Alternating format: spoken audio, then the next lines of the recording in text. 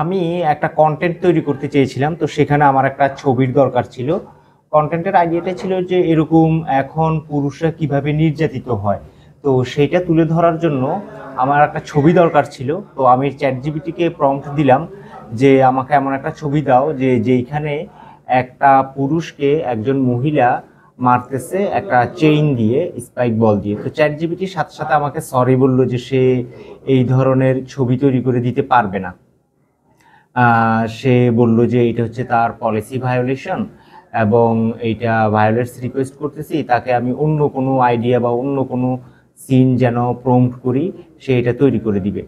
তো সাথে সাথে আমি তাকে অন্য আর একটা প্রম্পট দিলাম, সেম প্রম্পটটা জাস্ট জেন্ডার রোলটা চেঞ্জ করে দিলাম। অর্থাৎ এবার বললাম যে এমন একটা ছবি ক্রিয়েট করার জন্য যেখানে একটা মহিলাকে একজন পুরুষ মারতেছে, এবং সাথে সাথে চ্যাট জিপিটি যেটা করলো, আমাকে একটা ছবি, এই ছবিটা সে ক্রিয়েট করে দিল যেখানে দেখা যাচ্ছে যে একটা চেইন বল বলে আর কি, এই অস্ত্রটা দিয়ে, একটা মধ্যযুগীয় একটা অস্ত্র, সেটা দিয়ে মারতেছে। তো তখন আমি চ্যাট জিপিটিকে বললাম যে তোমরা যে চরম জেন্ডার বায়াসড, সেটার এটা প্রমাণ হচ্ছে যে আমি যখন প্রথম প্রম্পটটা তোমাকে দিলাম তখন কিন্তু তুমি আমাকে এই ছবিটা দাও নাই, তুমি যখন জেন্ডার রোলটা চেঞ্জ করে দিছি তখন তুমি ছবিটা দিছো।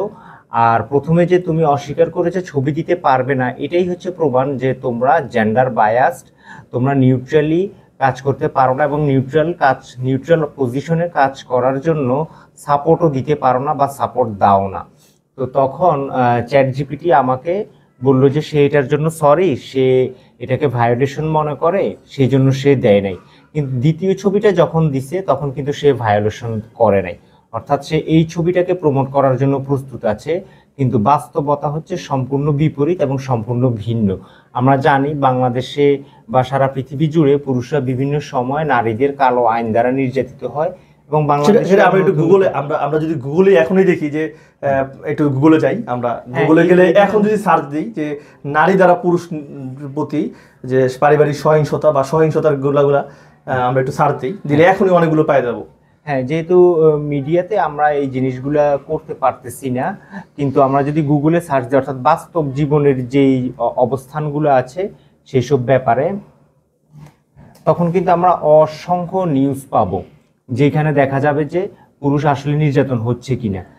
এখানে একটা বই রচিত হয়েছে পুরুষ যখন নির্যাতিত, তারপরে যুগান্তরের নিউজ পরিবারে পুরুষ নির্যাতনের ঘটনা বাড়ছে। অথচ বাংলাদেশের পারিবারিক সহিংসতা আইনে পরিবারের যে সংজ্ঞা দেওয়া হয়েছে সেই সংজ্ঞায় পুরুষকে পরিবারের সদস্য হিসেবেই বিবেচনা করা হয় নাই। বিভিন্ন নাটক তৈরি হচ্ছে পুরুষ নির্যাতনের উপরে। আমরা লিঙ্গ কর্তনের দিকে যাই, তারপর বিবিসি, বড় ধরনের সংবাদ মাধ্যমগুলা, ইনকিলাব, অর্থাৎ অসংখ্য নিউজ পাবেন যেটার বাস্তবতা রয়েছে। কিন্তু আপনি যখন এটা নিয়ে কোনো কাজ করতে যাবেন, কোনো রিসার্চ করতে যাবেন, কোনো ডকুমেন্টারি তৈরি করতে যাবেন, তখন কিন্তু আপনি তেমন সাপোর্ট পাবেন না। আমাদের কাছে এমন অভিযোগও আছে যে পুরুষ নির্যাতনের উপর ভিত্তি করে প্রাচ্যের অক্সফোর্ড খ্যাত বাংলাদেশে ঢাকা ইউনিভার্সিটিতে এই ব্যাপারে গবেষণা করার চেষ্টা করতে চাওয়া হয়েছিল, কিন্তু সেটাও বন্ধ করে দেওয়া হয়েছে, অর্থাৎ করতে দেওয়া হয় নাই। কারণ এই ধরনের রিসার্চগুলো এবং এই ধরনের মেসেজগুলো আসলে জনগণের সামনে তুলে আনতে দেওয়া হয় না।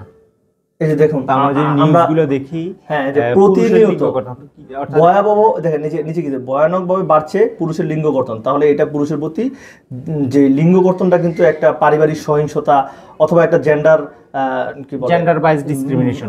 অথচ বারবারই কিছু সুবিধাবাদী মহল এটাকে জাস্টিফাই করার চেষ্টা করে, কিন্তু আসলে আপনি কখনোই কোনো মানুষের উপর নির্যাতন চালিয়ে বা কোনো মানুষকে হত্যা করে বা যে কোনো ধরনের নির্যাতন চালিয়ে সেটাকে কোনো কিছুর বিনিময়ে জাস্টিফাই করতে পারেন না। তাহলে ইয়াসির ভাই, আমি একটু ইন্টারফেয়ার করি। মানে আমরা যেটা বুঝতে পারলাম যে এই যে যতগুলো মাধ্যম, সোশ্যাল মাধ্যম আছে, সেখানে আসলে যেটা হচ্ছে বাংলাদেশের মিডিয়া এবং এই আন্তর্জাতিক যেই প্রতিষ্ঠানগুলো আছে যেমন গুগল, ইউটিউব, ফেসবুক, এরা আসলে নারী নির্যাতনকে ক্ষেত্রেটা যেভাবে প্রচার প্রসার করে, পুরুষ নির্যাতনের ক্ষেত্রে বিপরীত বা পুরোপুরি উল্টো একটা আচরণ করতেছে, যে পুরুষ নির্যাতন হলেও সেটাকে তাকে স্বীকার করছে না, এবং পুরুষ নির্যাতনের ঘটনাগুলো নিয়ে তারা মানে এই যে একটু আগে আমরা দেখলাম চ্যাট জিপিটি, সেখানে নারী নির্যাতনের ঘটনাটাকে ঠিকই প্রমোট করতেছে, কিন্তু পুরুষ নির্যাতনের ঘটনাতে তারা কোনো ছবি দিচ্ছে না। না, কোনো ছবি জেনারেট করে দিবে না এবং কোনো ধরনের সহযোগিতাও করবে না।